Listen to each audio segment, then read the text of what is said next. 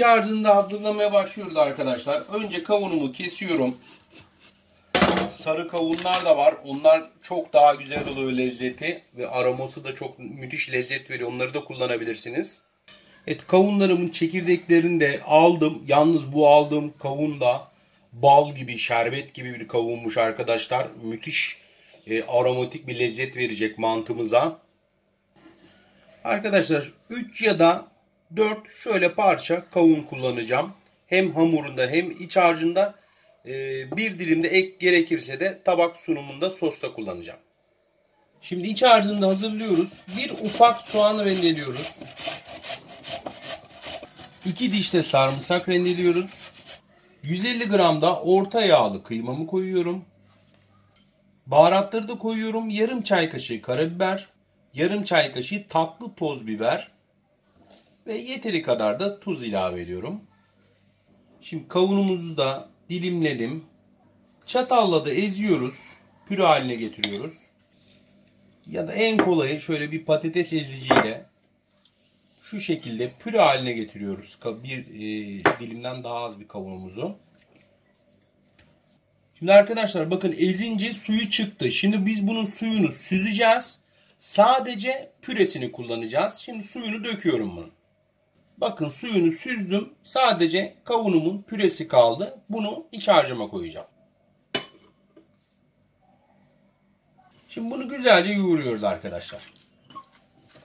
Kavunun aroması müthiş bir lezzet verecek iç harcınıza.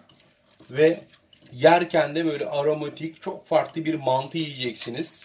Gerçekten de çok seveceksiniz bu tarifi. Daha önce denenmemiş, bilinmeyen bir tariftir. Artık farklı tariflerle de karşınıza geliyoruz. Şimdi hamuruma da kavunu ekleyeceğim arkadaşlar. Hamurumda da kavunun aroması ve lezzetini istediğim için bunu da dilimledim. Bunu da eziyorum. Suyunu da süzeceğim. Sadece püresini koyacağım hamuruna da. Bunun suyunu tam süzmedim. Çok hafif sulu bıraktım ki hamuruna da koyduğum zaman daha güzel bir lezzet versin diye. Şimdi hamurumuzu da hazırlıyoruz. 3 su bardağı unumuzu böyle bir kasemize aldık. Ortasına yine bir boşluk bırakıyoruz. 2 adet de yumurtamızı içerisine koyacağız. Tuzunu da ilave ediyorum. 1 tatlı kaşığı kadar. Çay kaşığının ucuyla tarçın da ilave ediyorum. Toz tarçın. Şimdi bunu güzelce karıştırıyoruz. Şimdi kavunumuzu da biraz sulu bıraktığımız, suyunu da süzmüş olduğumuz kavunumuzu da içerisine koyuyoruz. Hamurunun da böyle bir kavun tadını, aromasını hissetmek istiyoruz çünkü. Şimdi suyumuzu da oda sıcaklığındaki suyumuzu da aldık. Bir yandan yoğurarak hamurumuzu orta sert hale getirene kadar ilave edeceğiz. Suyunu da yavaş yavaş ilave ediyoruz. Bir yandan da yoğurmaya devam ediyoruz. Evet, yarım su bardağı su yeterli oldu arkadaşlar. Hamurda istediğimiz kıvam bakın şu orta sert bir hamur elde ettik. Sadece yarım su bardağı su koyduk. Şimdi bunun üzerine bir örtü koyup biraz dinlendireceğiz. Hamurumuzu artık dinlendirdik. Yaklaşık bir 40 dakika kadar beklettik. Şimdi bezeler haline getireceğiz. Yine yer soframızı her zamanki gibi açacağız.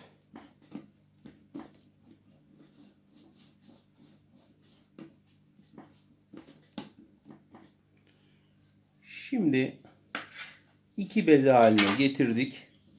Tabi daha fazla miktar da yapabilirsiniz. Biz bu tarifte sizlere de bunu göstermek adına şu an bu miktarda yapıyoruz. Un miktarını arttırarak, iç harcını arttırarak daha fazla da yapabilirsiniz. Şimdi 2 bezemizi de hazır hale getiriyoruz.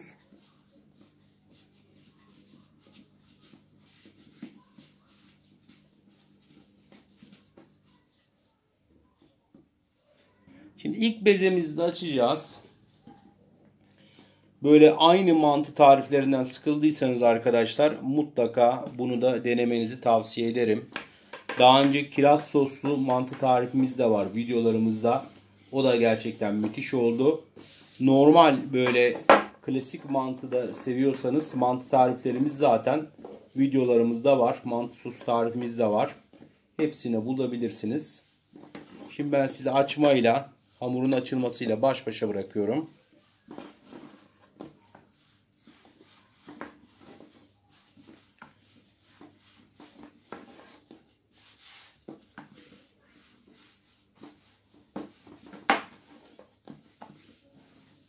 Hamuru da gördüğünüz gibi biraz dinlendirdiğiniz zaman rahat ve kolay açabilirsiniz.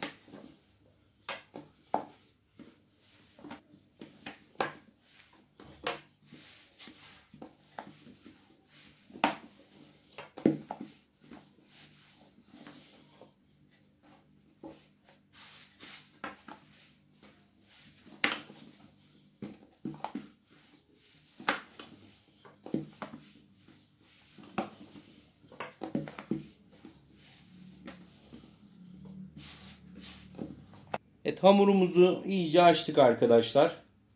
Şimdi hamurlarımızı kesiyoruz. Tabii Kayseri mantısı gibi ufak ufak yapmayacağız. Daha çok böyle Sivas, Orduların mantısı gibi bu büyüklükte yapacağız.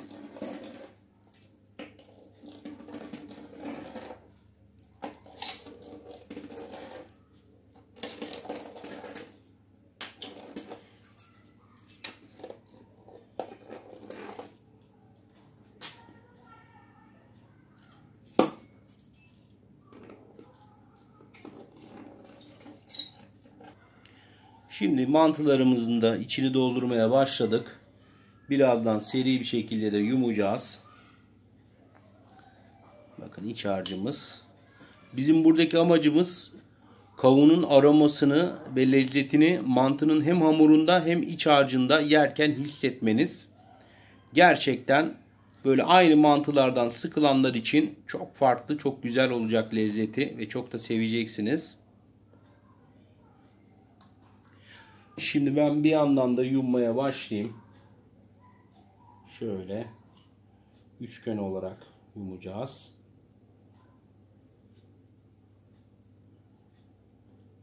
Biz tabi biraz büyük yaptık ama arkadaşlar çok daha ufağını da yapabilirsiniz. Böyle benim Allah rahmet eylesin yengem yapardı büyük büyük. O patatesli de yapardı. Kıymalının yanında. Onun mantıları geldi şimdi aklıma. Çok yapardı bana küçükken. Mekanı cennet olur inşallah. Eğer daha ufak mantı isterseniz daha küçüğünde yapabilirsiniz. Zaten videolara bakarsanız bizim daha ufak mantılarımızı da görebilirsiniz. Bazen takipçilerimiz yazıyor bize işte Kayseri mantısı böyle olmaz, Kayseri mantısı şöyle olmaz. Zaten videonun başında da görüyorsunuz hani biz hani Kayseri mantısı yapıyoruz demiyoruz. Hani Kayseri mantısı yapıyorsak Kayseri mantı tarifi diye atarız. Hani Kayseri mantısı demiyoruz. Tabii ki oradaki Kayseri'nin mantısı da çok güzel, çok lezzetli. Biz de beğeniyoruz. O çok çok minik minik olduğu için öyle vakti olmayanlar için zor bir mantı olur. Şimdi bunların hepsini de böyle yumuyoruz arkadaşlar. Şimdi arkadaşlar bir yandan da olanları da şöyle tepsiye koyuyorum. Bakın tepsimizi aldık. Yaptıklarımızı da tepsiye koyacağız. Zaten bir yumak daha şimdi yapacağımız için biz bunu bu şekilde buzdolabının normal gözüne de koyacağız. Haşlarken de çıkartacağız. Biraz da dinlenmiş olur buzdolabımızda. Normal sade kıymalı mantı yaptığımızda bile haşlamadan önce her zaman zaten önce yaptıklarımızı buzdolabına koyuyoruz herkes gibi. Şimdi bunları yaptıklarımızın hepsini tepsiye diziyoruz. Şimdi ikinci yumağımızı da açıyoruz. Bezemizi de açıyoruz. İlk bezemizi hızlı bir şekilde bitirdik. Dolabımıza koyduk. Dolapta dinleniyor.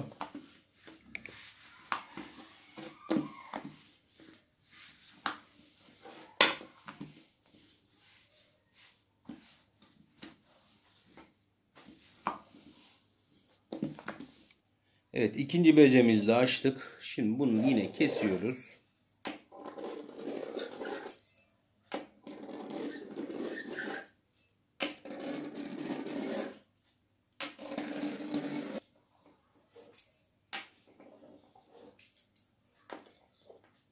Evet, bunu biraz daha ufak kestik. Dilimlerini. Şimdi yorumlarda gelir çünkü. Çok büyük kesmişsiniz. Çok kocaman olmuş. Artık alıştık arkadaşlar. Tabii şey diyenler de çok var. İşte elinize sağlık. Emeğinize sağlık. Allah razı olsun. Kusur bulanlar da tabii ki çok oluyor.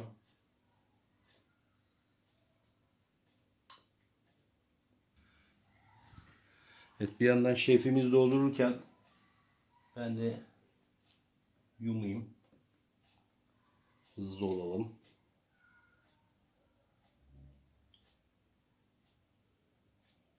Şöyle.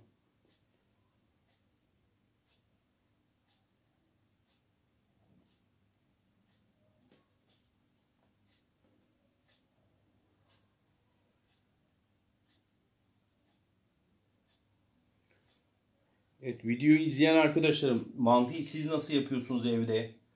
Hangi yöntemleri kullanıyorsunuz? Mesela biçim olarak hangi biçimde daha çok açıyorsunuz? Sizler de görüşlerinizi, yorumlarınızı paylaşırsanız hem bu videoyu izleyen insanlar sizden de böyle bir fikir almış olur. Herkes birbirine bir yardımcı olmuş olur.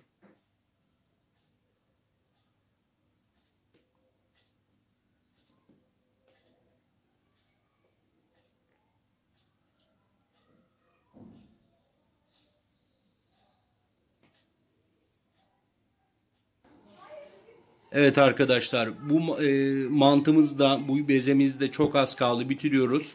Şimdi tepsiye gene diziyorum. Fokur fokur kaynadı. Biraz tuz ilave ediyoruz. Biraz da şimdi tuzunu ve sıvı yağını ilave ettikten sonra biraz da şöyle karıştırıyoruz. Şimdi mantılarımızı da buzdolabında da dinlendirmiştik. Şimdi tenceremizi alıyoruz. 2 yumak mantımızı tek tek atıyoruz içerisine.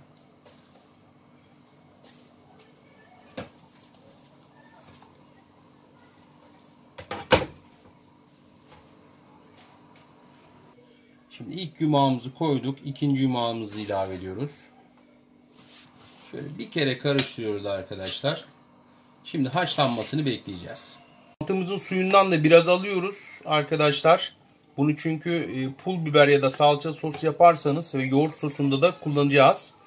Mantımız da haşlandı. Şimdi süzeceğiz. Şimdi hem tereyağı eriteceğiz hem de pul biberli sosunda kullanmak üzere tereyağımızı da fazla koyacağız. Hem bunu çünkü tereyağını mantının üzerine dökeceğiz hem de pul biberli sosa ekleyeceğiz. İsterseniz salçalı sos da yapabilirsiniz. Arkadaşlar mantımızı süzdük. Şöyle bir borcamımıza da aldık. 2 yumak mantımız burada. Tadına da baktık. Müthiş olmuş. Gerçekten çok beğendik. Zaten en sonunda sunumda da yine lezzetine bakacağız. Şimdi tereyağımı da eritiyorum. Bir bütün halinde tereyağımı çünkü karıştıracağım. Şimdi eritmiş olduğum tereyağımı da bir kısmını üzerinde gezdiriyorum. Biraz da bırakacağım. Pul biber sosta kullanacağız çünkü. Güzelce karıştırıyorum. Tereyağının bütün mantıyı böyle iyice karışmasını istiyorum. Şimdi ben sarımsaklı yoğurt yaptım ama isterseniz arkadaşlar isterseniz sarımsaksız da yapabilirsiniz. Ben şöyle bir tabak oluşturacağım.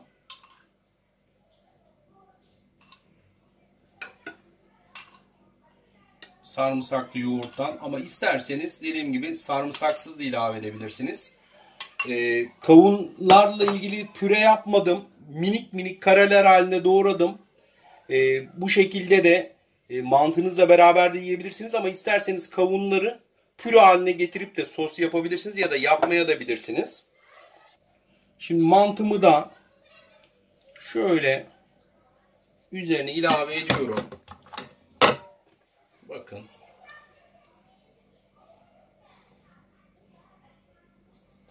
Şu şekilde. Üzerine de pul biberli sos ilave edeceğim.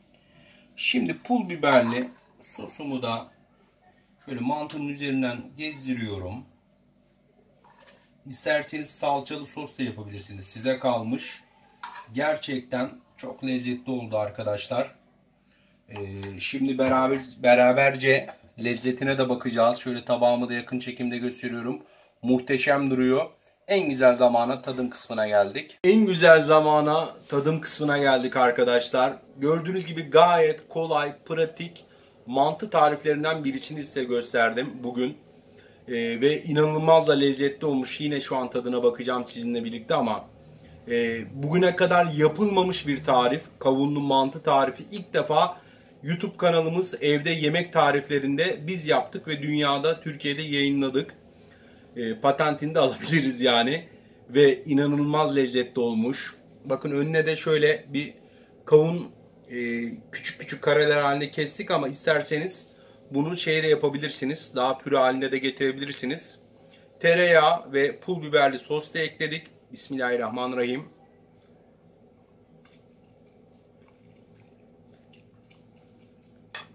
Kavunun o aroması mantıya nüfuz etmiş. Çok güzel aromatik bir lezzet vermiş. Böyle mantıyı çok seviyorsanız ve aynı mantı tariflerinden bıktıysanız mutlaka bunu deneyin. Asla pişman olmayacaksınız. Beğenmeyi, yorum yazmayı ve yukarıdan sadece bir saniyenizi ayırıp takip edip ailemize katılmayı unutmayın. Biz her gün buradayız.